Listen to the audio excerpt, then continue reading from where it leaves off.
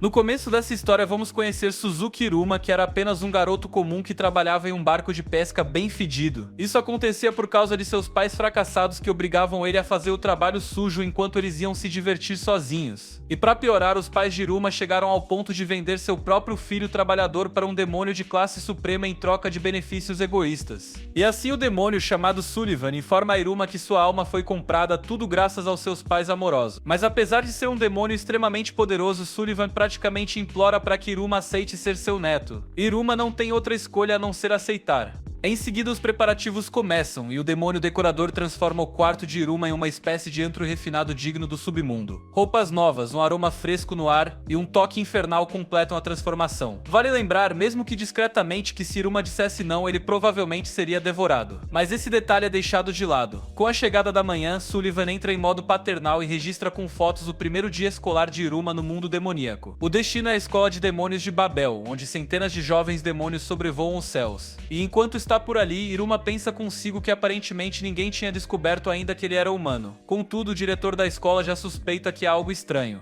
E em meio à movimentação, Iruma vê um jovem demônio musculoso treinando com um machado gigantesco, determinado a causar boa impressão na cerimônia de entrada. Ao som do hino demoníaco, uma revelação inesperada acontece, pois Sullivan é o diretor da escola. Iruma é então apresentado aos demais e a comoção é imediata. Porém, Sullivan tem mais um truque preparado. Com um feitiço e uma carta em mãos, ele faz Iruma entoar um encantamento com surpreendente fluência. O professor nervoso mal acredita no que vê e Iruma é proclamado um mestre audacioso das artes mágicas demoníacas. O aplauso é seguido de um desafio imediato. Iruma precisa enfrentar o tradicional jogo de queimada demoníaca, onde as bolas de fogo substituem as comuns. Graças à sua impressionante habilidade de escapar de situações de risco, Iruma se destaca. É então que surge um garoto chamado Asmodeus, que é o representante dos calouros, irritado com o destaque de Iruma. Decide confrontá-lo com uma ofensiva flamejante. Iruma, utilizando sua vivência anterior, desvia com precisão. A multidão vibra e até mesmo Asmodeus se curva diante dele. A partir desse momento, pelas regras do mundo demoníaco, Iruma conquista seu primeiro seguidor leal.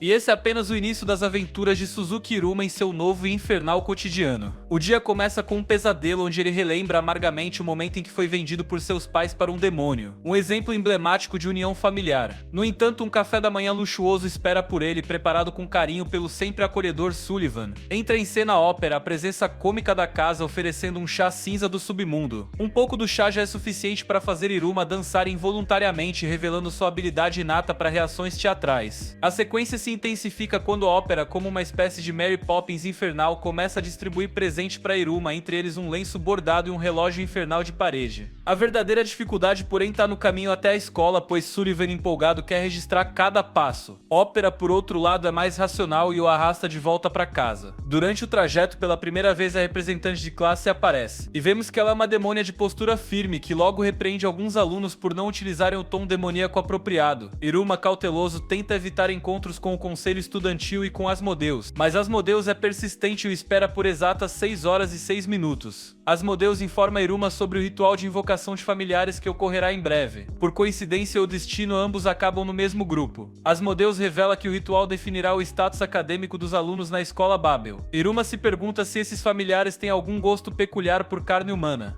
E durante o ritual, que é conduzido pelo severo orientador chamado Nabrius Caligo, os estudantes desenham círculos, fazem os gestos e invocam suas criaturas. Nabrius alerta sobre familiares rebeldes, mas Asmodeus, provocador, sugere que Iruma ataque o próprio orientador. Iruma recusa com sensatez, consciente de que não quer punições logo no início de sua vida escolar demoníaca. Vários alunos completam o ritual com sucesso. Asmodeus, por exemplo, invoca uma serpente górgona. Nabrius, no entanto, demonstra pouco entusiasmo, especialmente por saber da ligação entre Iruma e Sullivan. Quando chega a vez de Iruma, o desejo de vingança do orientador se manifesta. Mas o inesperado acontece, pois Iruma, por acidente, acaba invocando o próprio Nabrius como familiar. O choque é geral. Nabrius, tomado pela fúria, exige que o contrato seja desfeito. Iruma tenta com todas as forças romper o vínculo, mas o ritual termina com o orientador transformado em um minúsculo morcego. Asmodeus parabenizou Iruma pela façanha de ter invocado outro demônio por acidente, o que provocou espanto em todos que presenciaram a cena. Em seguida, Iruma e Caligo seguiram até Sullivan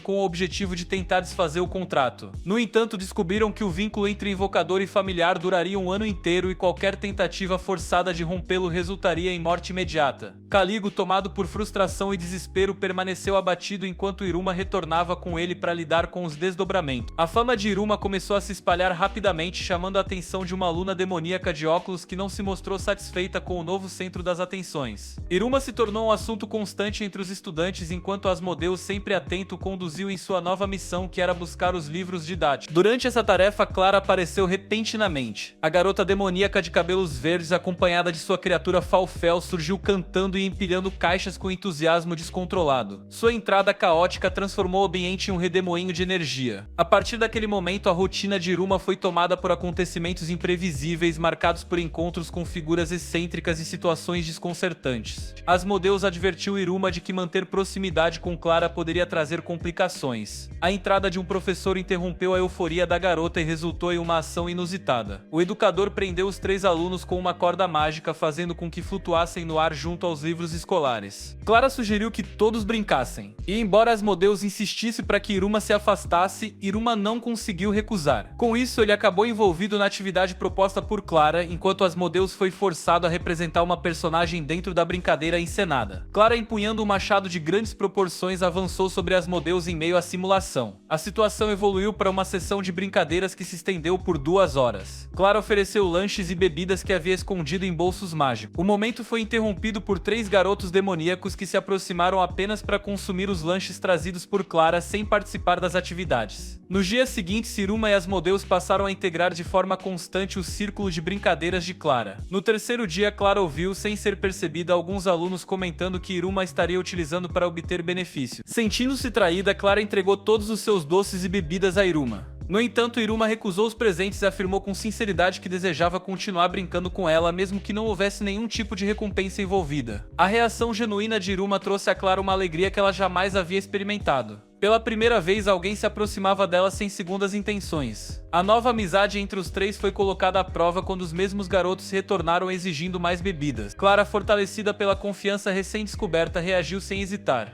Ela usou uma máquina de vendas e lançou o objeto contra um dos rapazes, exigindo que todos pagassem pelo que estavam consumindo. Asmodeus interveio e enfrentou os agressores, assumindo uma postura protetora em relação à amiga. No dia seguinte, o trio foi até a casa de Sullivan para buscar Iruma. Sullivan ficou visivelmente contente ao perceber que Iruma havia construído laços de amizade. Durante o caminho, Asmodeus sugeriu que todos fossem até o refeitório. Lá, eles descobriram o funcionamento do sistema de pedidos baseado na hierarquia de status e os privilégios alimentares atrelados à classificação de cada aluno.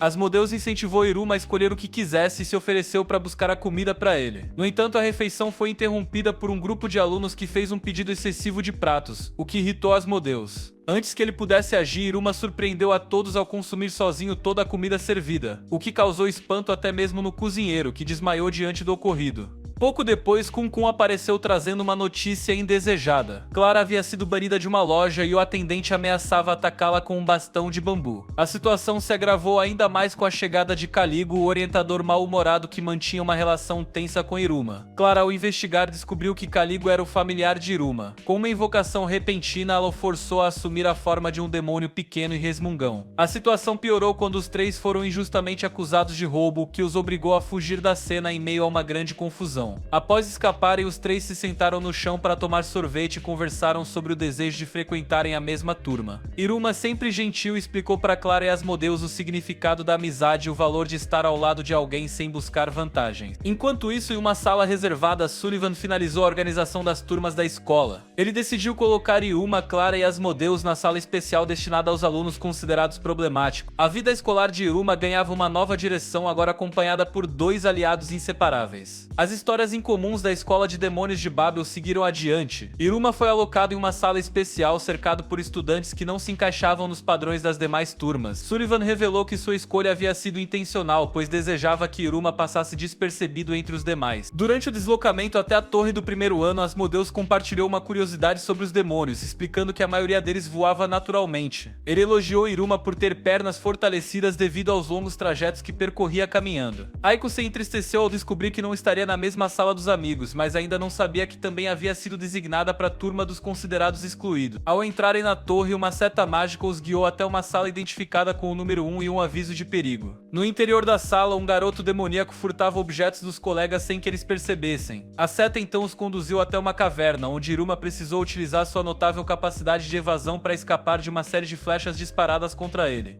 Os colegas revelaram que haviam apostado em sua habilidade de defesa. No entanto, um dos alunos não conseguiu evitar os ataques. Sabnok, um demônio de proporções imensas e ambições elevadas, havia sido atingido. Seu objetivo era alcançar o título de Yodi, o grau mais alto entre os demônios, e eventualmente se tornar o Rei Demônio. Sabnok, conhecido por não tolerar obstáculos em seu caminho, havia agredido seu antigo professor e por esse motivo também fora colocado na turma dos problemáticos. Uma troca intensa de palavras aconteceu entre Sabnok e Iruma, e Asmodeus interveio para proteger o amigo. Sabnok declarou que possuía um familiar mais poderoso e desafiou Asmodeus, que surpreendeu a todos ao afirmar que não era familiar de Iruma, mas sim seu amigo. O conceito de amizade foi apresentado aos demais demônios, que reagiram com entusiasmo diante daquela ideia em comum em seu mundo. O professor Caligo apareceu em meio à confusão, desviando habilmente de flechas, e anunciou diante do ocorrido na loja da escola que seria o responsável por ministrar as aulas daquela turma. A primeira atividade da classe começou com uma corrida até o fim do vale. As posições no ranking seriam definidas de acordo com os resultados da corrida e com o desempenho anterior na invocação de familiares. A guia responsável pelas instruções apresentou duas rotas possíveis. Uma delas era mais fácil, sinuosa e com cantos suaves, enquanto a outra atravessava um vale estreito e perigoso.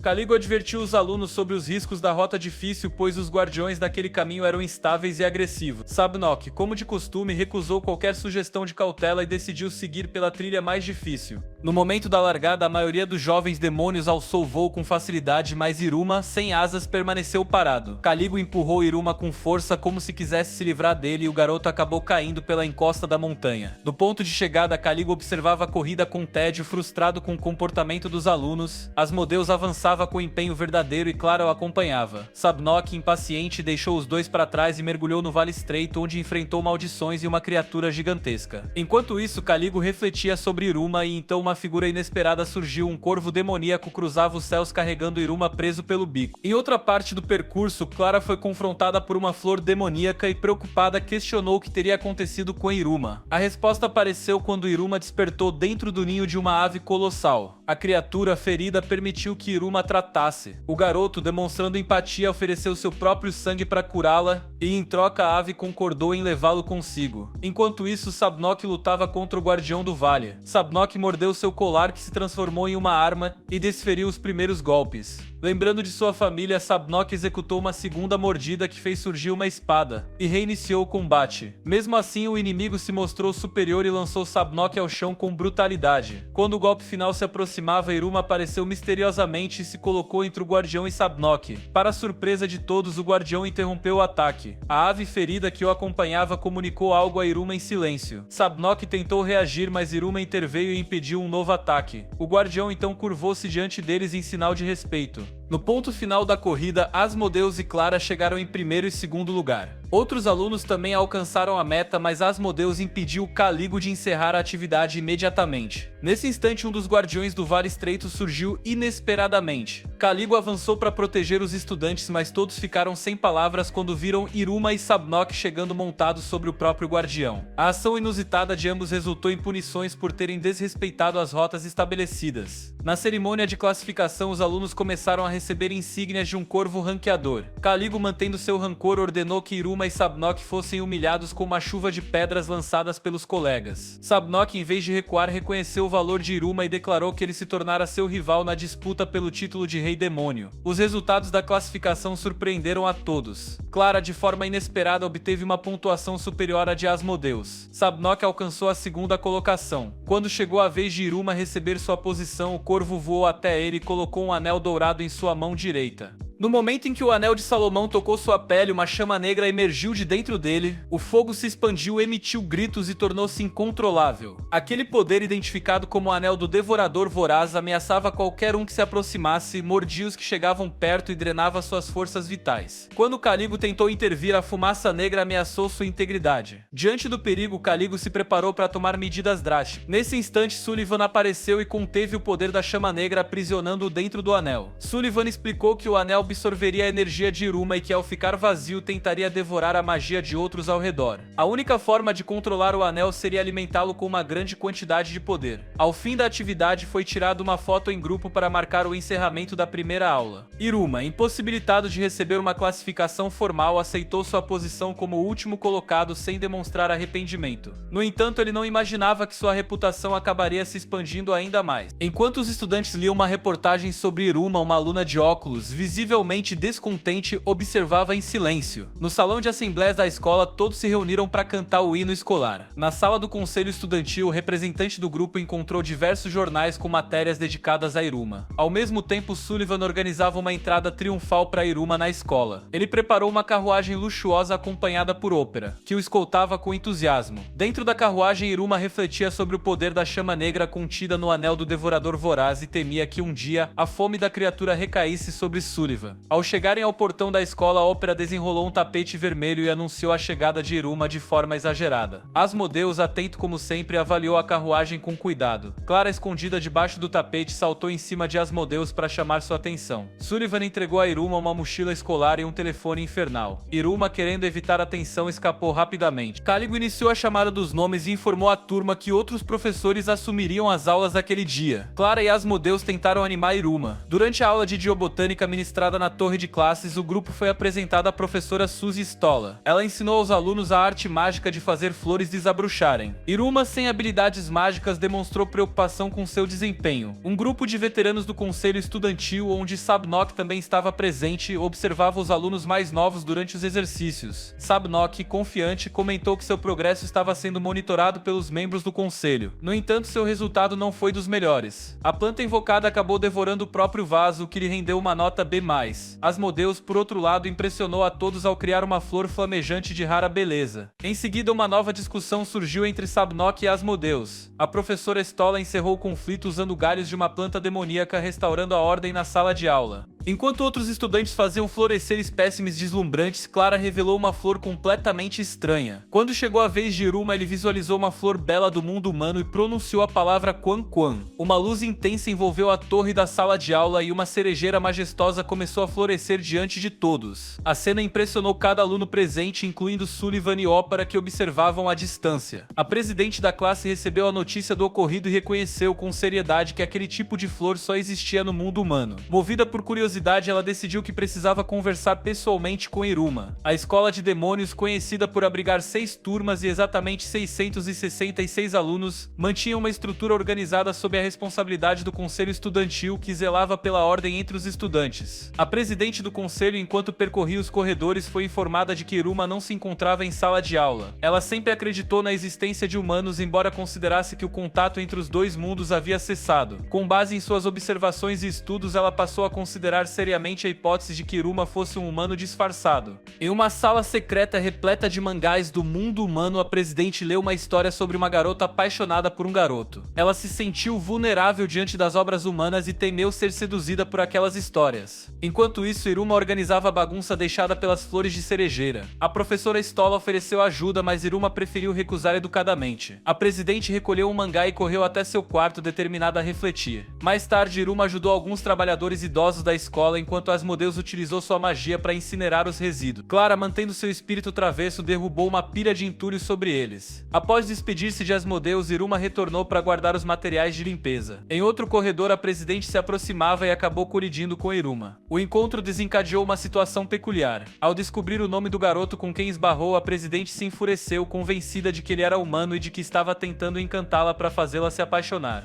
Iruma ficou assustado por tê-la irritado, pediu desculpas e tentou se afastar. A presidente considerou entregar Iruma ao próprio pai, que ocupava o cargo de chefe da segurança da escola. Subitamente, Iruma tentou fugir e o mangá do mundo humano caiu no chão. Iruma se adiantou, recolheu o livro e começou a lê-lo, envolvido pelas memórias de quando trabalhava como assistente na produção daquela mesma história. A presidente ficou animada ao perceber que Iruma conseguia compreender o conteúdo da obra e o desafiou a ler algumas letras. Ela o levou até um cômodo reservado e pediu que ele lesse o mangá em voz alta. Iruma hesitou ao entender que os demônios não sabiam ler o idioma humano, mas diante da insistência ele cedeu. Incapaz de negar pedidos, Iruma iniciou a leitura. Depois de concluir, Iruma percebeu que a noite já havia caído, e que seu avô estava tentando contactá-lo há algum tempo. A presidente acrescentou seu número no telefone infernal de Iruma e pediu que ele comparecesse sempre que fosse chamado. Antes de ir embora, Iruma perguntou seu nome, e ela respondeu que se chamava Amori. Ao deixar o local, Iruma refletiu que aquela experiência havia sido curiosamente divertida. Mais tarde, Amori tomou precauções ao confirmar para si mesma que Iruma era realmente humano. No quarto de Iruma, Asmodeus informou que o conselho estudantil e a própria presidente desejavam conversar com ele a respeito da árvore de cerejeira. Na manhã seguinte, a ópera perguntou se Iruma gostaria de voltar para o mundo humano. Iruma lembrou das dificuldades que enfrentou lá e das alegrias que descobriu no mundo demoníaco. Ópera sugeriu que se Iruma quisesse realmente retornar, deveria se esforçar para se formar com excelência.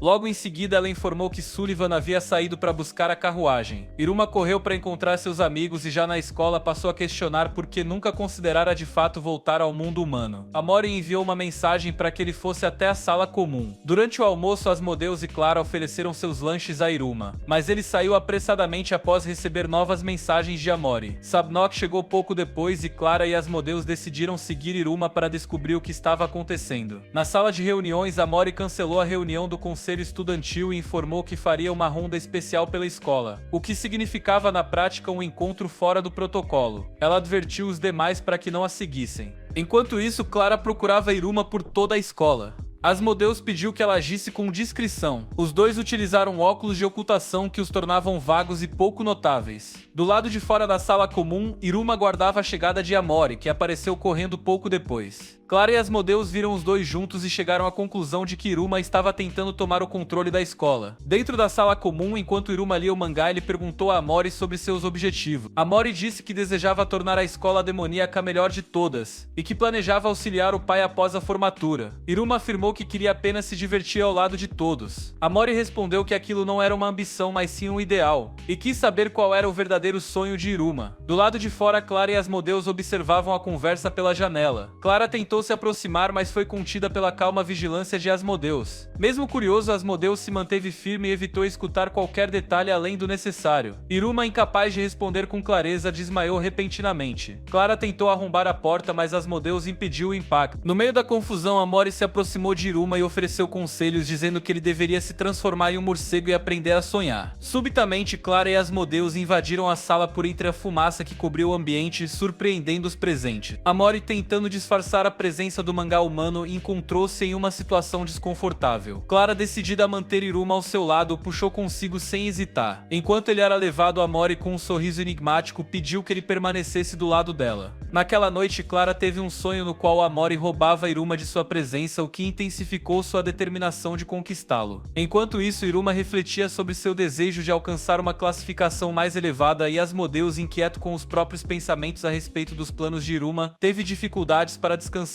No dia seguinte, Clara procurou Sabnok em busca de conselhos sobre como reconquistar Iruma. Sabnok sugeriu que ela aprendesse com uma aula especial sobre a arte demoníaca da sedução. Durante a escolha das aulas, Iruma optou por uma sala de aula tradicional, buscando não chamar atenção, e surpreendentemente Asmodeus escolheu a mesma disciplina. Clara, por outro lado, decidiu se inscrever em uma aula intitulada Garotas Sedutoras, ministrada pela encantadora professora chamada Rami. Asmodeus, sentindo pena de Clara e supondo que ela havia se confundido, ficou intrigado quando percebeu que ela havia escolhido a aula conscientemente e sem fornecer qualquer explicação. Na sala especial, Rami instruiu as alunas a lerem de maneira que despertasse sentimentos em quem as ouvisse. Clara, ao ser avaliada, obteve uma nota muito baixa e recebeu o conselho de estudar livros adicionais para desenvolver uma aparência mais pura do que a de um bebê recém-nascido. Mesmo com as críticas, Clara não desistiu. Ela tentou diversas abordagens, como assumir poses marcantes, fazer contato físico, usar trajes chamativos, aplicar perfumes fortes e exagerar na maquiagem. Nenhuma dessas estratégias produziu o efeito desejado. Desanimada, ela voltou para casa, onde encontrou consolo no carinho de seus irmãos mais novos. Clara tomou então uma decisão final e ousada. Ela planejou usar um beijo como seu gesto definitivo. Na manhã seguinte, Clara combinou todas as técnicas aprendidas, mas acabou colidindo com Calibo durante o caminho. A professora Rami, preocupada com a aluna, ofereceu um perfume especial com feromônios, mas Clara recusou, decidida a encontrar um modo próprio de conquistar o coração de Iruma.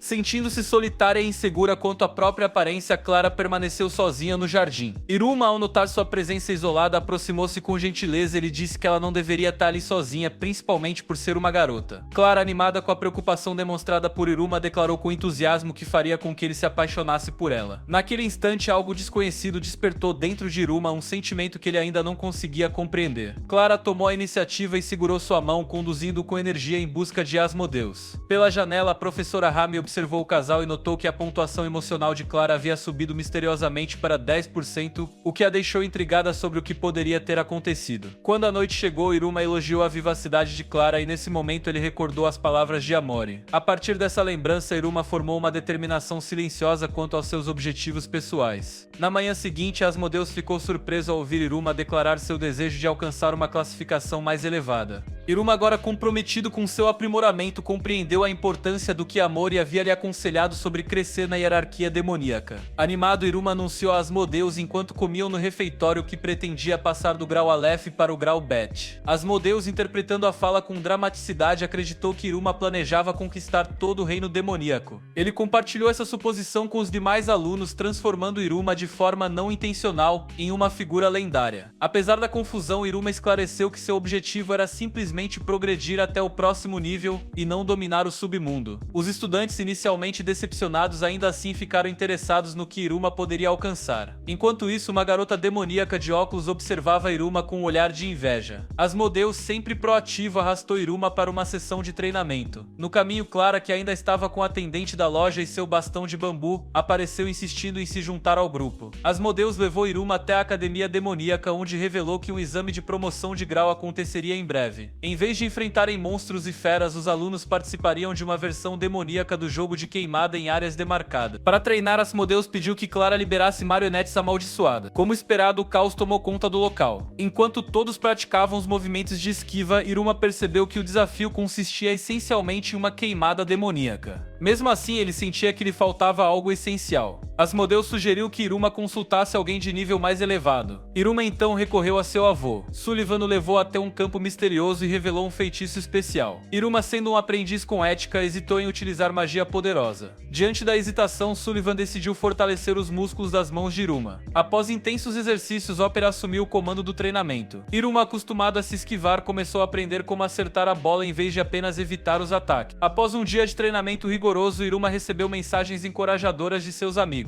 Ainda assim, determinado a melhorar, ele foi sozinho para uma nova sessão com Ópera. Apesar da dor nas mãos e do temperamento variado da treinadora, Iruma persistiu. Seus amigos continuaram oferecendo apoio, chegando até a organizar uma pausa com leitura de mangás para mantê-lo motivado. No entanto, apesar de todo o esforço, Iruma ainda não conseguia segurar a bola. Ópera, preocupada, atualizou Sullivan sobre essa dificuldade inesperada. Mesmo assim, Iruma, com sua determinação inabalável, persistiu nos treinos. Após muitos dias de esforço, ele finalmente conseguiu agarrar a bola tão procurada. Clara e Asmodeus comemoraram, e até mesmo Ópera demonstrou aprovação com um leve gesto. Iruma estava pronto para enfrentar o jogo final. No dia do canhão de execução, Ópera, como mentora sábia, aconselhou Iruma a transformar o medo em entusiasmo. No mundo dos demônios, temer o oponente era considerado uma forma de derrota antes mesmo de o confronto começar. E após isso, com uma nova determinação, Iruma seguiu para a escola de demônios acompanhado de seus amigos, enquanto os demais estudantes sussurravam especulações sobre a possibilidade de ele sair vitorioso. Amori, posicionada junto à janela, refletia silenciosamente sobre o peso simbólico do exame de execução. Nesse ínterim, Caligo reuniu todos os alunos e os conduziu até o ginásio de treinamento, onde a partida decisiva seria realizada. Um pequeno e encantador artefato explicativo surgiu para apresentar as regras do jogo de maneira didática. Foram formadas duas equipes, cada uma com um jogador posicionado fora da quadra. O objetivo era claro: eliminar os adversários dentro da quadra, acertando-os com a bola. No entanto, o diferencial estava na possibilidade de os jogadores fora da quadra interferirem na partida. Não era permitido o uso direto de magia contra os colegas, mas a manipulação da bola com magia estava liberada. A classificação final de cada estudante dependeria da equipe vencedora e da posição do aluno atingido. Tima ficou responsável pela equipe de cor amarela, enquanto a equipe B adotou a cor vermelha. De maneira inesperada, Clara foi designada para o time de Tima, enquanto Iruma e Asmodeus acabaram em times opostos. Diante dessa divisão, Asmodeus, movido pela lealdade, decidiu ajudar Iruma secretamente, mesmo estando no time rival. A partida começou com a equipe vermelha mirando em Sabnov. Sabnok. No entanto, uma colega de equipe interveio e o salvou do ataque iminente. Sabnok contra-atacou e lançou a bola em direção à garota de óculos, que conseguiu se defender com habilidade. No momento em que a bola se aproximava de outra garota, Kamui interveio, mas ultrapassou a linha do adversário e foi desclassificado. Logo em seguida, Clara liberou seu caos característico. Dezenas de bolas surgiram de seus bolsos misteriosos, deixando todos perplexos. Sabnok, confuso, pegou uma bola incorreta e a lançou no meio da confusão. Com bolas cruzando o campo de todos os lados, Iruma saltou no ar e agarrou a bola verdadeira com precisão. A plateia reagiu com espanto e entusiasmo, celebrando o feito inesperado. O clima de emoção aumentou ainda mais quando Algures foi desclassificado por usar magia de maneira indevida, interferindo em algo que não era a bola. Enquanto isso, Iruma enfrentava uma dificuldade concreta, pois ele nunca havia treinado para lançar a bola. Sabnok percebeu a hesitação e aproveitou para tomar a bola das mãos de Iruma e lançá-la com força contra Asmodeus. Este, no entanto, demonstrou reflexos impressionantes, pegou a bola no ar e revidou com um arremesso poderoso. O golpe foi certeiro e Sabnok foi eliminado. Asmodeus continuou sua ofensiva e acertou Clara, demonstrando seu domínio do jogo. Após diversas eliminações, restaram apenas Iruma e Asmodeus em campo. Por um instante, Asmodeus hesitou, dividido entre o espírito competitivo e sua amizade com Iruma. No entanto, ao recordar o árduo treinamento de Iruma, ele decidiu levar a partida a sério. Com todo o foco acumulado, Asmodeus lançou a bola com precisão contra Iruma. Este, utilizando os reflexos adquiridos com os treinos intensos, conseguiu interceptar o ataque. Com confiança renovada, Iruma lançou a bola de volta com toda a sua força. O impacto foi decisivo e Iruma conquistou a vitória para a equipe A.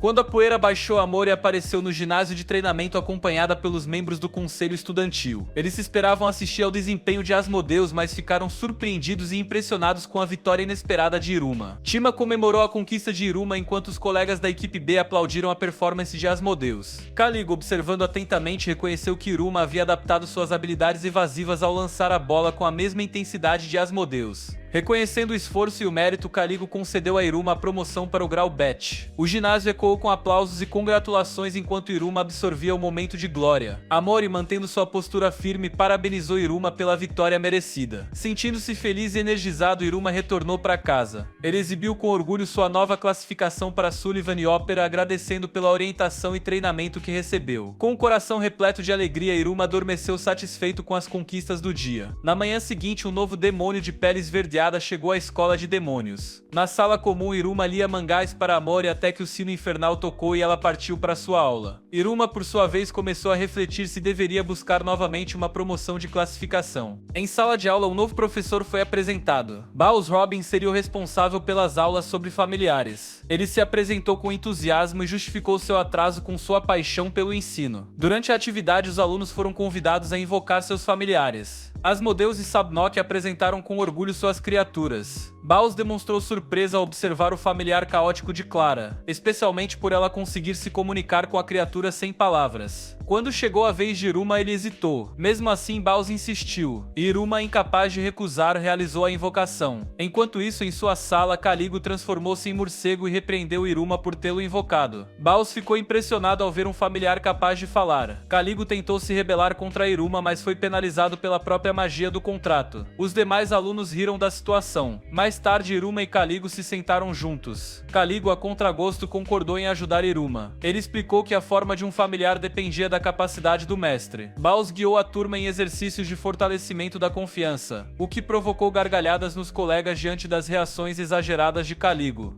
Iruma, sentindo-se culpado, pediu desculpas a Caligo pela humilhação pública. Caligo, irritado, perguntou por que Iruma não o havia invocado quando enfrentou perigo no Vale Cortante. Iruma explicou que estava preocupado tanto com Caligo quanto com a segurança dos guardas. Enquanto isso, Asmodeus e Sabnok começaram uma disputa entre seus familiares por causa de uma discussão acalorada. Caligo interveio e castigou os dois familiares, reforçando a importância da confiança entre mestres e suas criaturas. Ele explicou que familiares, sendo bestas mágicas, podiam causar destruição massiva se perdessem o controle. Caligo reconheceu que Iruma compreendia a verdadeira essência de seu vínculo com o familiar. A partir daquele momento, os alunos começaram a construir laços de confiança com suas criaturas invocadas. Mais tarde, no escritório, Caligo entregou arquivos a Baus. Durante o almoço, Iruma aproveitou uma refeição com seus amigos no refeitório vazio. Um grupo de garotas interrompeu brevemente a paz do momento. Após a saída delas, Asmodeus explicou a Iruma o conceito dos batalhadores, grupos similares a clubes, utilizados para treinar e elevar a classificação dentro da hierarquia demoníaca. Asmodeus então levou Iruma para testemunhar a entrada dos batalhadores, e pro terror de Iruma ele viu que alguns dos grupos eram formados por feras gigantescas. Do lado de fora dos portões da escola, um batalhador carismático subiu ao palco. Inicialmente ele defendeu atitudes corteses e gentis entre mordomos, mas em um giro repentino jogou alto-falante no chão e incitou os batalhadores a esmagarem qualquer um que aparecesse em seu caminho. O caos se instalou rapidamente, e um batalhador avançou na direção de Iruma. Asmodeus, demonstrando lealdade, interveio para proteger o amigo. Com mais batalhadores se aproximando, Asmodeus invocou um círculo de fogo ao redor de si, mantendo-os afastados. Ele explicou que aqueles batalhadores tinham apenas 66 minutos por dia para recrutar novos membros entre os alunos do primeiro ano. As estratégias variavam, e a disputa por recrutas era intensa. Ele mencionou a possibilidade de um grupo capaz de pôr fim àquela confusão, o Conselho Estudantil.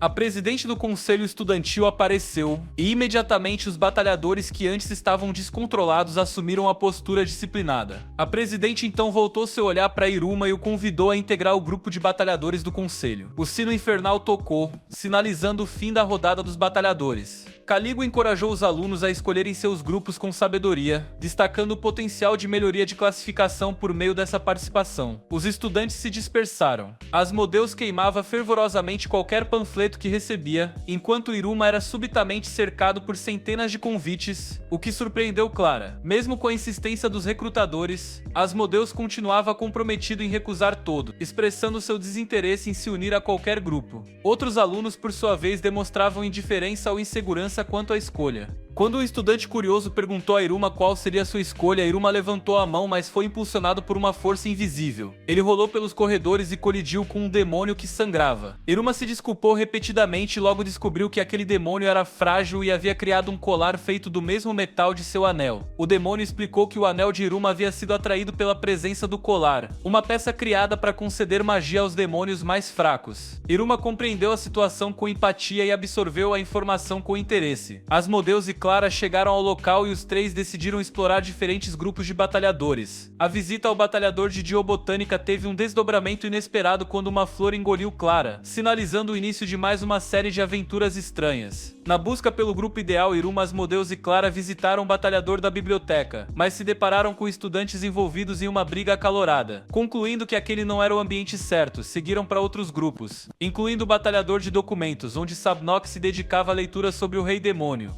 A visita continuou com o batalhador de magia negra e o batalhador da súcubo, sendo que este último despertou o entusiasmo de Clara. Contudo, Asmodeus conseguiu convencê-la a não participar. Sem uma decisão concreta, os três voltaram à casa de Sullivan. Lá, Iruma compartilhou sua preocupação sobre o anel, que às vezes se comportava de forma estranha. Para resolver o problema, Sullivan acrescentou um círculo dividido em 3 níveis ao anel e ensinou a Iruma o feitiço Rafer, que conjurava uma pequena chama mágica com 3 modos distintos: modo demônio plus e Ifrit. Sullivan alertou Iruma sobre os riscos do modo Ifrit e pediu cautela. Para emergências extremas, ele ensinou também o feitiço Pandarula, capaz de liberar toda a energia do anel de uma vez, recomendando que só fosse usado como último recurso. No dia seguinte, o trio voltou a visitar os estandes de batalhadores na escola. Clara permanecia indecisa e explorava todas as opções disponíveis. Quando Asmodeus perguntou a Iruma sobre sua escolha, Iruma revelou que havia recebido um convite do batalhador de queimada demoníaca e que possuía um plano específico em mente. Durante o treinamento no ginásio, Iruma conheceu os membros do batalhador de queimada e, para demonstrar suas habilidades, lançou uma bola utilizando o feitiço Labora. Os membros do grupo conseguiram agarrar a bola, mas consideraram um arremesso satisfatório e convidaram Iruma a se unir ao grupo. Enquanto caminhava pelos corredores, Iruma recebeu uma mensagem de Amori agradecendo o retorno e mencionando seu próprio papel como presidente do conselho estudantil. Logo em seguida, uma comoção vinda de uma sala próxima chamou a atenção do grupo. Ao entrarem, eles descobriram um batalhador de artefatos mágicos, adicionando mais um elemento intrigante à jornada. Os batalhadores, compostos por demônios ambiciosos que buscavam ascensão na hierarquia, funcionavam como clubes que reuniam estudantes com interesses em comum.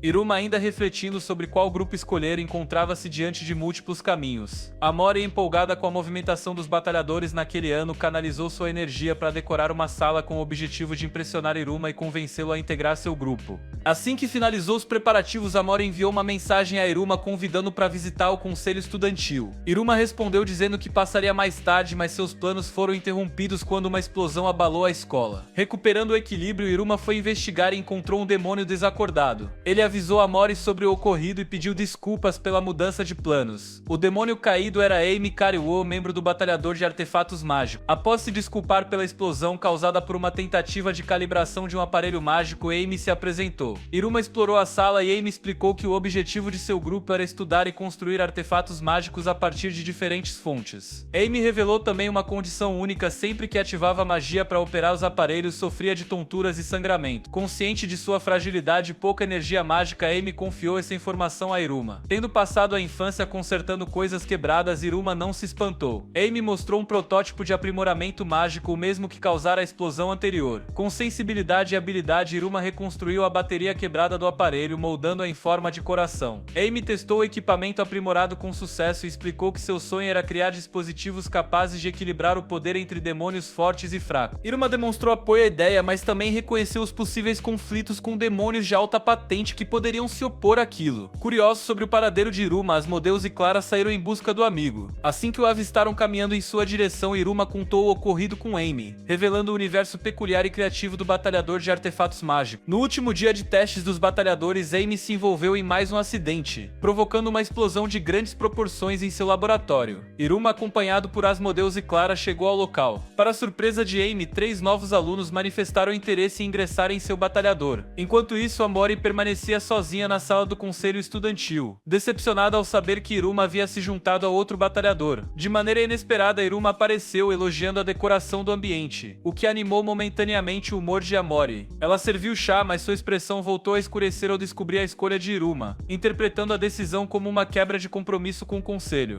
Foram necessárias 2 horas para que Iruma esclarecesse a situação, acalmando gradualmente a frustração de Amori. Apesar do incidente com Amy, o batalhador de artefatos decidiu organizar uma festa de apresentação para receber os novos membros, com a presença dos pais dos calouros. Iruma associou o evento a um típico dia dos pais das escolas humanas, destacando o clima familiar da ocasião. Sullivan, ausente da apresentação dos batalhadores, participava de um jantar ao lado dos maiores heróis do submundo dos Países Baixos. No encontro realizado no 662º andar, Lady Levy e Belial debatiam os desafios enfrentados pelo mundo demoníaco sem a presença de um rei demônio. Ambos demonstraram confiança em Sullivan e o pressionaram a escolher o novo rei. Durante o acalorado debate, eles exibiram com orgulho seus netos. Henry, pai de Lady Levy, entrou na sala e agradeceu a Sullivan por cuidar de sua neta Amori. No entanto, também apresentou um mandado de prisão acusando Sullivan de atravessar ilegalmente a fronteira do mundo humano, exigindo que ele o acompanhasse até a delegacia. Enquanto Sullivan enfrentava problemas legais, Ópera servia o jantar a Iruma com a serenidade habitual, criando um contraste claro entre a tranquilidade da casa e os acontecimentos turbulentos nos níveis superiores do submundo. Uma ligação repentina de Sullivan para Ópera trouxe uma notícia inesperada. Ele havia sido detido e não retornaria para casa tão cedo. Com seriedade, Sullivan confiou a Ópera a responsabilidade de cuidar de Iruma. Ópera transmitiu o recado a Iruma explicando que Sullivan enfrentava questões urgentes. Com o Dia dos Pais demoníacos se aproximando na escola Babel, uma onda de nervosismo se espalhou entre os alunos do primeiro ano. Iruma, que nunca havia estudado em uma escola humana ou vivenciado a presença de figuras parentais, não compartilhava os mesmos sentimentos. No entanto, ao refletir sobre Sullivan, um sentimento de ansiedade surgiu, aproximando das emoções dos colegas. Enquanto isso, Clara vibrava de alegria, ansiosa pela chegada de toda sua família para a celebração. O clima na escola misturava entusiasmo e tensão. Um professor se aproximou de Caligo, convocando-o até o escritório de Sullivan. Lá, Caligo recebeu a notícia da prisão de Sullivan pelas autoridades de fronteira. Incumbido de substituir o diretor, Caligo lamentou o aumento de responsabilidades e desconfiou de algo suspeito. Ele advertiu os demais professores para que estivessem atentos durante o evento de apresentação dos batalhadores. Em meio aos preparativos, Iruma questionou Asmodeus e Amy sobre a presença de seus pais. Asmodeus demonstrou desespero ao tentar impedir a chegada da mãe. Amy, por sua vez, revelou ter sido rejeitado por sua família devido à sua baixa aptidão mágica. Iruma compreendeu a dor de Amy, reconhecendo as semelhanças em suas experiências familiares. Amy confidenciou que seu veterano, que também atuava como seu tutor, compareceria ao evento. O grupo se preparou para a apresentação equipado com os artefatos mágicos. Ao chegarem ao local da exposição, Iruma ficou impressionado com as decorações elaboradas. Amy explicou que a melhor apresentação receberia um prêmio valioso, e que alguns grupos poderiam até subir de classificação. No entanto, ao se aproximarem de seu próprio stand, o contraste se tornou evidente. O espaço disponível era apertado e limitado em comparação aos demais. A condição de Amy como aluno do terceiro ano associado ao seu baixo status implicava um orçamento restrito e uma estrutura modesta. O cenário expôs as dinâmicas hierárquicas da escola demoníaca. Diante do desafio, Amy pediu sugestões ao grupo. Iruma analisou as habilidades individuais de cada membro e sugeriu o conceito de fogos de artifício. A proposta despertou o interesse de Amy, Asmodeus e Clara, mas houve um obstáculo. Os demais integrantes nunca haviam ouvido falar em fogos de artifício. Iruma se propôs a explicar o fenômeno, descrevendo o espetáculo de luz e som. O grupo empolgado acolheu a ideia. Amy percebeu que seria necessário experimentar com pólvora para dar vida ao projeto. Determinados a criar algo marcante, todos decidiram passar a noite em claro dedicando-se aos testes. Durante os experimentos, uma explosão massiva abalou a sala. Por sorte, Amy saiu ileso, protegido por uma técnica de barreira herdada de sua linhagem. A dificuldade de desenvolver algo totalmente desconhecido se revelou um obstáculo considerável. Em um momento de inspiração, Iruma contatou Amori. Ele pediu um volume específico de mangá sobre primeiros amores, contendo uma cena com fogos de artifício. Inicialmente hesitante, Amori concordou em emprestar a obra ao saber da missão do grupo. Com a ajuda visual do mangá, o grupo conseguiu completar o primeiro experimento com sucesso, despertando alegria e satisfação em todos. Com o cair da noite, o cansaço se instalou, mas Clara propôs uma brincadeira, uma batalha de travesseiros em duplas. Clara formou par com Asmodeus, enquanto Iruma ficou ao lado de Amy. A disputa se desenrolou de forma animada, com Iruma demonstrando suas impressionantes habilidades de esquiva. Todos riram e se divertiram até perder o fôlego. No entanto, a noite mudou de tom quando Amy recebeu uma ligação de seu irmão. Durante a conversa, um plano sombrio foi revelado. O irmão de Amy ordenou que ele seguisse com o plano de destruir a escola Babel, aproveitando-se da ausência de Sullivan. A prisão de Sullivan havia sido provocada por uma denúncia feita pelo próprio irmão de Amy. A revelação lançou uma sombra sobre os esforços e a união do grupo, anunciando dificuldades que ainda estavam por vir. Na manhã seguinte, Iruma e seu grupo estavam na cafeteria assistindo a um programa de apresentação da Festa dos Batalhadores. O festival seria dedicado principalmente às 3 turmas inferiores, já que os alunos veteranos estariam ocupados com seus próprios workshops. A festa aconteceria no jardim frontal e na praça central, prometendo um ambiente vibrante e competitivo. O programa destacou os prêmios atrativos destinados aos batalhadores com melhor desempenho. O vencedor da Festa dos Batalhadores receberia uma sala de batalhador luxuosa, um orçamento elevado e um prêmio à sua escolha. Contudo, o prêmio mais cobiçado de todos era o aumento de 2 níveis na classificação. Cada batalhador se preparava intensamente para sua apresentação, e Iruma, Clara e Asmodeus não eram exceção. Enquanto isso, Amy comunicou a Asmodeus que precisava resolver assuntos pessoais. Amy caminhou pelo corredor até encontrar um interruptor oculto, que revelou uma sala secreta. Dentro desse espaço escondido, o irmão de Amy preparava um plano nefasto, que envolvia uma grande explosão e inúmeras vítimas durante a festa. Os elementos centrais do plano incluíam as habilidades de Amy e a máquina de aprimoramento que ele havia desenvolvido. Amy reconheceu que sem a ajuda de Iruma, a execução do plano teria sido impossível. Enquanto Amy ajustava seu aparelho, Iruma entrou inesperadamente na sala, guiado por seu anel mágico. Amy, surpreso com a presença de Iruma, revelou o nome do lugar: Cemitério de Magiep. Ele explicou que aquele local pertencia a antigos batalhadores cujos projetos incomuns poderiam trazer problemas caso fossem descobertos. O vidro especial à prova de som impedia que qualquer pessoa do lado de fora visse ou ouvisse o que se passava ali dentro. Observando a praça central do outro lado do vidro, eles viram Caligo, o professor Robin e outros estudantes. Amy começou a insultar Caligo, surpreendendo Iruma. Em seguida, explicou que através daquele vidro eles estavam invisíveis e inaudíveis. Ele contou que havia entrado na sala para se preparar mentalmente. Em um gesto inesperado, Iruma segurou a mão de Amy e sugeriu que tentassem conquistar o grande prêmio da festa. Amy se espantou com a proposta, afirmando que esse tipo de conquista geralmente pertencia aos batalhadores de elite com demônios poderosos. Por um instante, uma lembrança traumática da infância tomou conta de Amy, mas Iruma o reconduziu à realidade. Decidido a retomar o foco, Amy pediu que Iruma mantivesse o esconderijo em segredo. A festa dos batalhadores teve início e Asmodeus, ainda em preparação, descobriu que sua mãe havia chegado de forma inesperada. Desesperado para evitá-la, ele implorou a seu mordomo David que o ajudasse. Enquanto isso, Iruma aguardava por Sullivan com Ópera, garantindo que, apesar do comportamento despreocupado do diretor, ele sempre cumpria suas promessas. A véspera da festa se desenrolava como o maior evento do ano na escola Babel. Os alunos corriam para vender alimentos e todos os batalhadores tinham os olhos voltados para o prêmio principal. Asmodeus sugeriu que Iruma e Amy observassem os demais batalhadores enquanto caminhavam pelo local. Amy aceitou, mas preferiu conservar energia para o dia seguinte.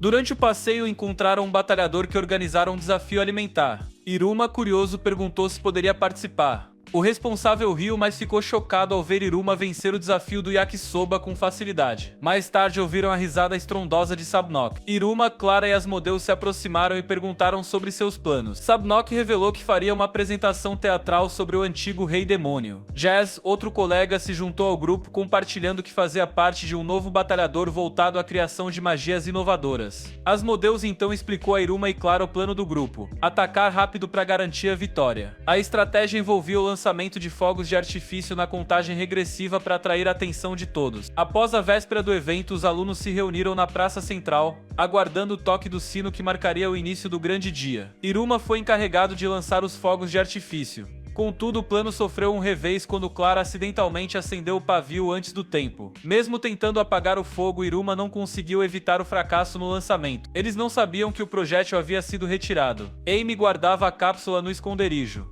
Ball, que era um veterano de Amy, foi revelado como um informante que denunciou Sullivan às autoridades por atividades ilegais no mundo humano. Iruma e seus companheiros estavam ausentes de seu stand e Amori esperava ansiosamente pelo início do espetáculo. Enquanto procuravam Amy, Iruma, Asmodeus e Clara perceberam que ele não estava em lugar algum. Asmodeus verificou os locais mais prováveis como o refeitório e o pátio interno, mas não teve sucesso. Restava apenas esperar. Amy, em paralelo, se preparava para o momento decisivo. A escola vibrava com a energia dos batalhadores, mas tudo mudou quando Amy se lembrou das instruções de Ball. Ao quebrar uma pedra roxa em seu colar, o chão da escola tremeu. Um pânico generalizado se instalou conforme as barreiras mágicas envolviam os edifícios. Caligo ordenou que os professores e os guardas contivessem a situação. Iruma, tentando se reunir com Clara e Asmodeus, encontrou uma barreira invisível. Ele percebeu que era uma técnica de Amy. A noite assumiu um tom sombrio e a escola mergulhou no caos. Os estudantes estavam presos dentro de barreiras invisíveis, os guardas tentavam restabelecer a ordem e o medo se espalhava rapidamente. Iruma, ao se deparar com a situação, recordou uma parede semelhante criada por Amy anteriormente.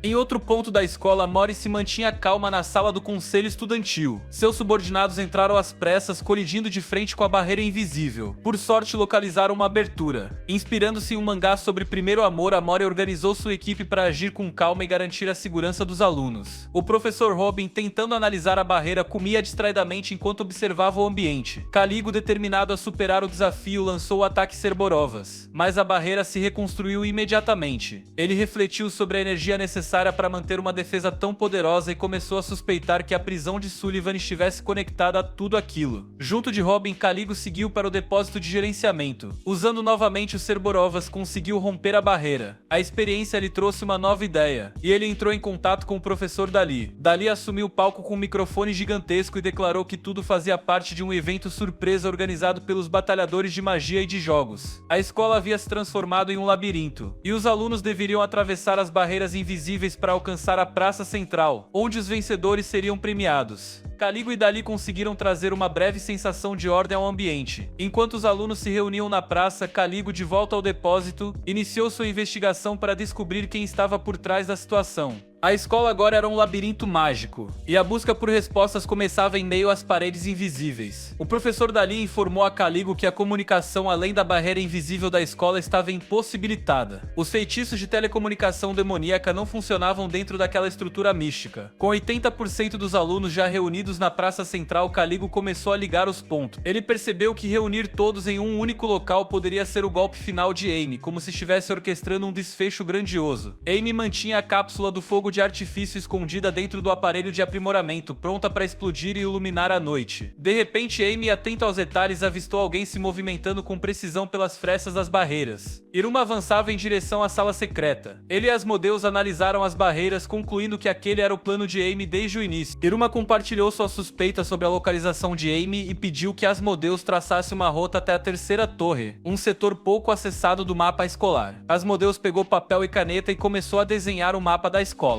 No entanto, acompanhar todas as barreiras seria uma tarefa árdua para o grupo. Eles imaginaram que se tivessem o controle dos sapos usados por Momonoke Sensei, poderiam mapear as barreiras com mais precisão. Quanto mais magia fosse infundida nos soldados, mais eficiente seria o mapeamento. Asmodeus usou sua magia para comandar os soldados e identificar identificar os pontos das barreiras. Enquanto Iruma seguia a orientação de Asmodeus rumo à sala secreta, Caligo identificou Amy Cario como responsável pelos acontecimentos. Ele mobilizou os demais professores para localizá-lo. Na praça central, o caos se intensificava, com o circo das feras mágicas cativando os estudantes. Amori, assumindo seu papel de liderança, interveio a tempo de salvar um aluno que quase se tornara vítima de um número encenado. Enquanto os estudantes se perguntavam onde estaria Iruma, ele se posicionava diante da porta da sala secreta, pronto para desvendar os mistérios que ali residiam. Os batalhadores de comunicação continuavam sua interação com os estudantes, criando um clima animado em meio ao tumulto que se espalhava pela escola. Ao mesmo tempo, Amori seguia determinado em sua busca por Iruma.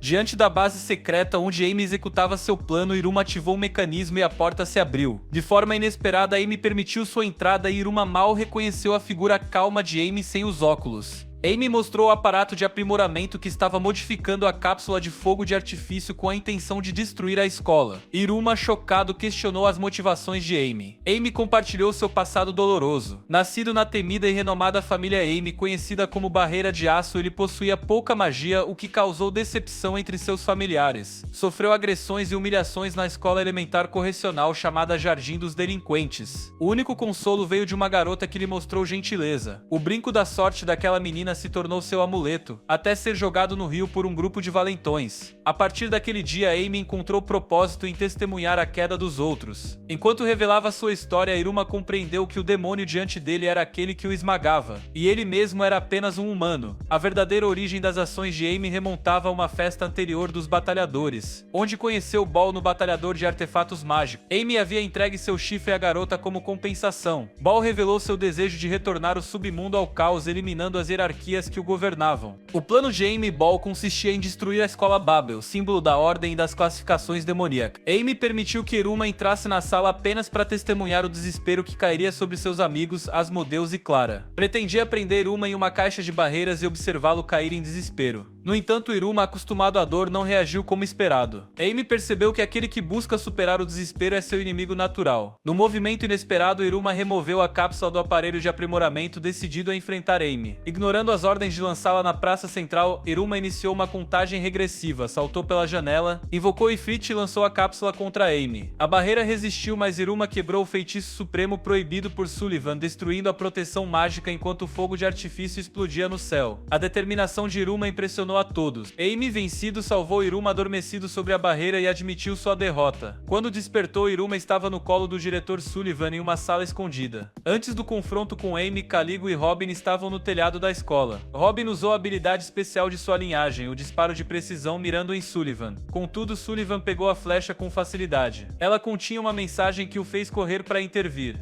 As chamas do fogo de artifício prestes a explodir foram congeladas no tempo por Sullivan, que junto com os outros professores seguiu para prender Amy. Sob custódia, Amy despediu-se do caos com um leve sorriso, dizendo que havia se divertido com toda a confusão. Iruma, curado por Sullivan, se surpreendeu ao abrir os olhos e ver o diretor. Sullivan tranquilizou Iruma, explicando que Amy havia sido levado pela patrulha de fronteira demoníaca para interrogatório. Apesar de tudo, sua punição seria branda, já que não houve vítimas. Carregando Iruma nos ombros, Sullivan se dirigiu até uma janela aberta, de onde se via a praça central repleta de estudantes que comemoravam o espetáculo dos fogos. Sullivan entregou um microfone a Iruma e o incentivou a responder às perguntas dos colegas. Asmodeus e Clara se aproximaram, ansiosos por saber mais sobre Amy. Iruma prometeu contar os detalhes mais tarde. O dia da festa começava da melhor maneira possível. Nos 2 dias seguintes, alunos e professores visitaram os estandes dos batalhadores, votando em seus favoritos. A extrovertida família de Clara apareceu em seu estande, conversou com Iruma e Asmodeus, experimentou comidas, participou dos jogos e ainda cantou a canção da família Valak antes de partir. Após a saída da família de Clara, a mãe de Asmodeus, uma das 13 coroas da sedução, chegou. Asmodeus habilmente evitou o encontro direto, orientando ela a visitar os outros estandes da festa. Sentindo-se deslocado por não ter uma família presente, Iruma foi surpreendido pela chegada do diretor Sullivan, que o convidou para aproveitar o festival ao seu lado. O trio, agora acompanhado de Ópera, visitou diversos estandes enquanto Ópera dominava as competições e causava prejuízo aos negócios com sua sequência imbatível de vitórias. O dia terminou com Iruma, Clara e Asmodeus lançando mais fogos de artifício e encantando todos os presentes. Ópera, carregado de prêmios e brindes, voltou para casa sem piedade após sua série de vitórias. Iruma, grato por ópera e Sullivan encontrou felicidade nas festividades. Os resultados da festa dos batalhadores, aguardados com ansiedade por todos, estavam prestes a ser anunciados, aumentando a expectativa entre os estudantes. A cerimônia de encerramento teve início com premiações para os batalhadores de destaque. A presidente do conselho, Amori, subiu ao palco para revelar os vencedores. O terceiro lugar foi para os batalhadores da Sucubus, que ganharam uma sala luxuosa. O segundo prêmio foi entregue aos batalhadores de magia nova, que receberam um ano de água sagrada negra para aprimoramento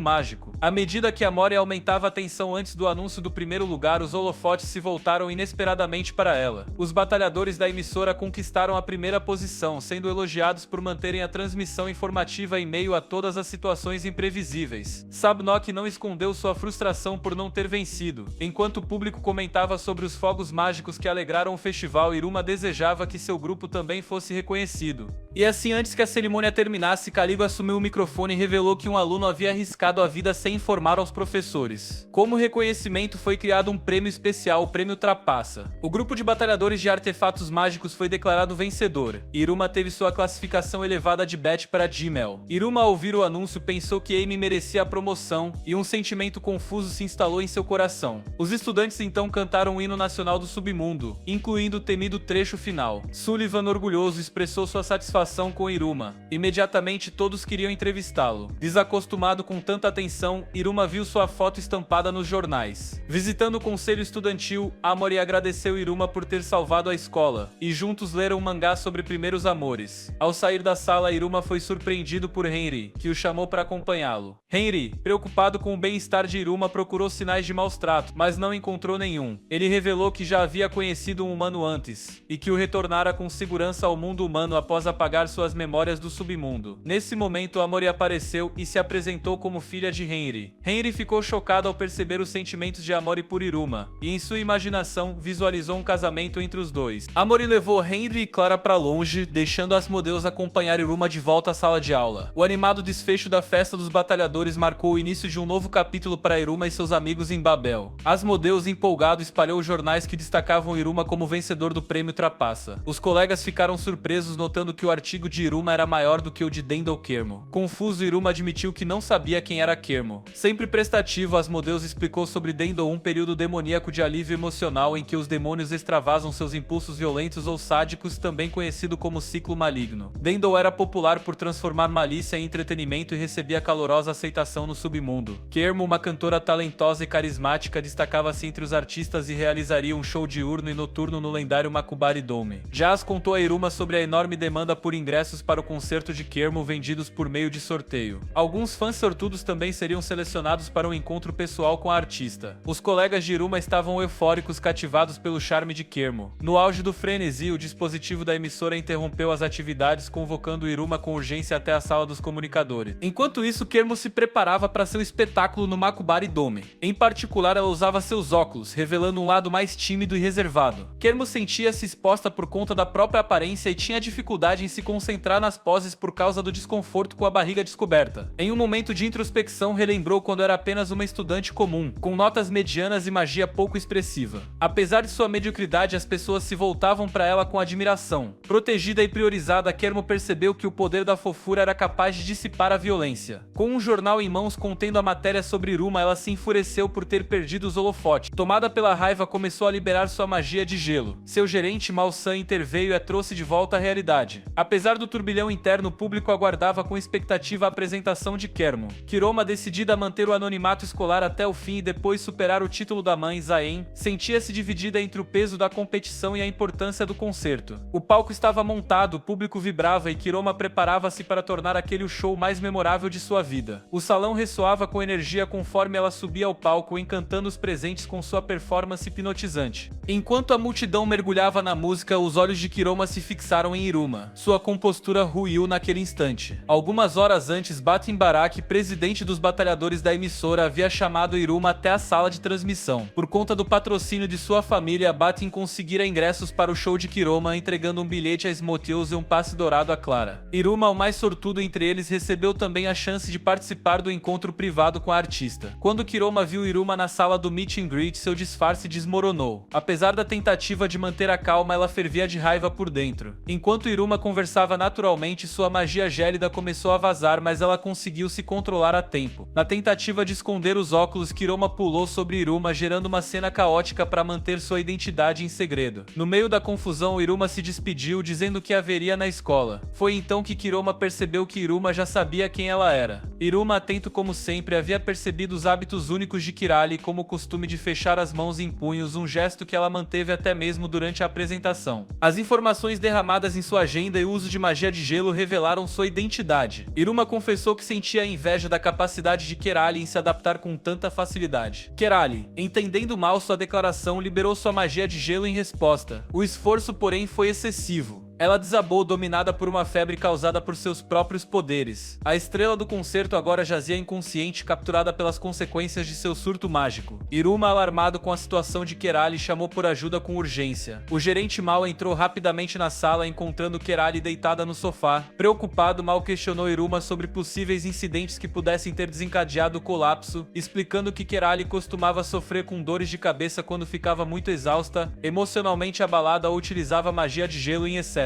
A conversa foi abruptamente interrompida pela entrada apressada de um dos organizadores do evento, em pânico com o desenrolar do concerto. Os patrocinadores e os fãs já lotavam o local, e Kirali estava prestes a perder sua chance de brilhar. A única solução viável seria encontrar um médico altamente qualificado ou contatar a família de Kirali, mas ambas as opções pareciam difíceis de concretizar. Mal descartou a possibilidade de chamar os parentes, considerando a distância e o desinteresse deles em oferecer ajuda. De maneira inesperada, Kirali despertou com um olhar determinado e insistiu em continuar com a apresentação. Ela expressou seu desejo de se tornar a maior entre as Den Dolls, revelando que o distanciamento emocional da própria família sempre serviu como motivação para seguir em frente. Apesar dos riscos, Kirali estava decidida a subir ao palco. A plateia se reunia com entusiasmo no local do concerto e até mesmo a Mori, que recebera o ingresso de seu pai encarregado da segurança do evento, juntou-se à multidão. Kirali, que sempre sonhara ver um sorriso nos rostos de sua família, foi tocada pelo apoio. Quando acreditou ter perdido seu momento, os aplausos vindos do público alcançaram seus ouvidos. Correndo até os bastidores, ela se deparou com uma cena inesperada. Iruma, Asmodeus e Clara, vestidos como Den Dolls, se preparavam para se apresentar em seu lugar. O trio, determinado a salvar o espetáculo, abraçou o desafio e assumiu o palco para entreter os espectadores. O que poderia ter sido um desastre foi transformado em uma performance única e inesquecível, marcando um ponto de virada na trajetória da Den Doll e daqueles que a ajudaram.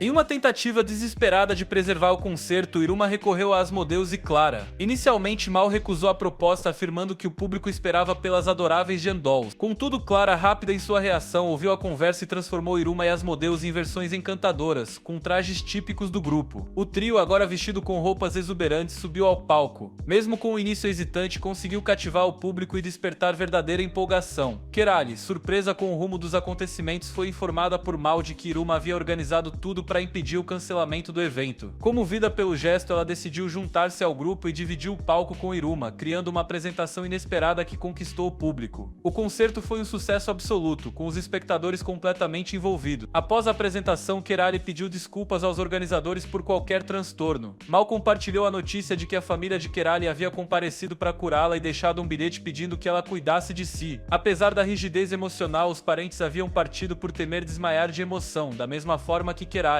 Iruma, impressionado com a performance de Kirali, pediu um autógrafo. Embora ainda um pouco irritada, Kirali descobriu no dia seguinte uma fotografia dos quatro estampada no jornal, registrando a colaboração inesperada. Tocada pela gentileza e pelo apoio de Iruma, Kirali sentiu um novo desejo de aproximar-se dele como amiga. Os desdobramentos improváveis do concerto não apenas salvaram o espetáculo, como também abriram caminho para uma nova amizade entre Iruma e a Den Doll Kirali. Aos poucos, Iruma começava a se sentir à vontade no mundo sombrio dos demônios, o submundo. Ao despertar, ele percebeu que os arredores, antes assustadores, agora pareciam estranhamente acolhedores. Caminhando até a sala de jantar, ele saudou Sullivan com uma tranquilidade surpreendente. Opera, o mordomo demoníaco, serviu uma xícara de chá cinza acinzentado e Iruma, entusiasmado, devorou o café da manhã sem suspeitar das confusões que se aproximavam. Durante a refeição demoníaca, o barulho de Clara e Asmodeus chegou aos ouvidos de Iruma. Enquanto isso, Sullivan, demonstrando um gesto paternal, ofereceu a Iruma a chance de passear em sua carruagem favorita. No entanto, Iruma recusou, alegando que os cavalos da carruagem eram assustadores demais até para os padrões demoníacos. demoníaco. Na entrada da escola Babel, Clara lançou um desafio a Asmodeus, propondo uma corrida. Enquanto os dois corriam lado a lado, Clara não resistiu à provocação e insinuou que Asmodeus talvez estivesse com medo de perder. A aula teve início, mas o professor habitual, Caligo, estava ausente. Em seu lugar, Mamanoke assumiu a sala para cobrir a ausência de Morix. A aula seguiu com lições básicas de magia, mantendo o ritmo do currículo demoníaco. Após o término da aula, os estudantes se dedicaram às suas atividades habituais. Kerali recebeu a notícia de que sua música havia alcançado o topo das paradas Demoniquim, sendo parabenizada discretamente por Iruma. Sobinak, aproveitando o tempo livre, representou o papel de rei demônio, repetindo a antiga profecia sobre o próximo governante vindo de um reino estrangeiro. Iruma, sempre atencioso, decidiu agradar Amori com alguns mangás sobre primeiros amores. Amori, encantada com a leitura narrada por Iruma, insinuou com leveza que a personagem chamada Arumi lembrava muito alguém que ela conhecia. Iruma, sem compreender o comentário, apenas coçou a cabeça, confuso com o tom misterioso de Amori.